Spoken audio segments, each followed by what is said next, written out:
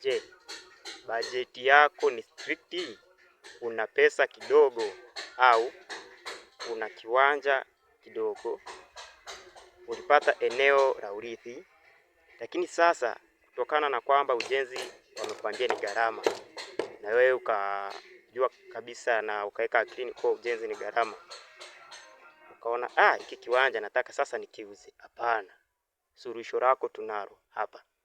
Unaona, moja kati ya kazi tunazofanya tukiwa site, tunakwambia suluhisho lako tunalo. Si una pesa kidogo na unataka umiliki nyumba au na kiwanja cha urithi, lakini pesa yako haitoshi kujenga, basi tumekufikia leo. Suluhisho lako tunalo hapa katika channel yetu. Kila siku naona kazi zinazofanyika ni kama hizo. Unaona hapa umeme tayari tushafunga, kwa hiyo ni kupima tu. Ili kuona vizuri, geuza simu yako physically. Hii hapa design nzuri kwa ajili yako. Design hii ni ya nyumba yenye chumba kimoja ndani, sebule na open kitchen. Bila kusahau choo cha ndani. Unaona, ina milango miwili ya kuingilia entries kama unavyoona. Hii ni veranda yetu na hapa ni upande wa juu ilivyo designiwa. Alafu nyumba yetu au design yetu ni hidden roof. Kwa wewe mwenye budget ndogo, eneo dogo, unaona, una eneo dogo au budget yako ni ndogo, hii nyumba inakufaa.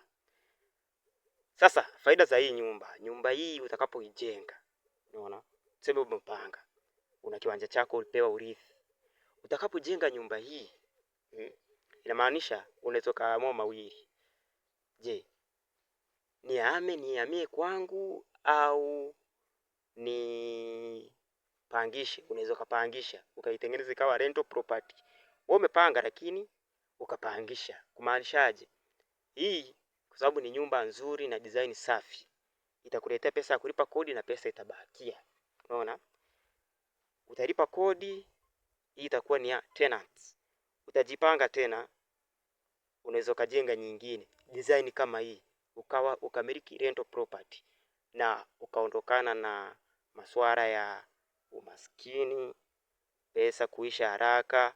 Hii inakufaa. Ila pia kama una eneo dogo, umechoka kupanga, lakini unawanda why ka design haka kanakufaa kabisa.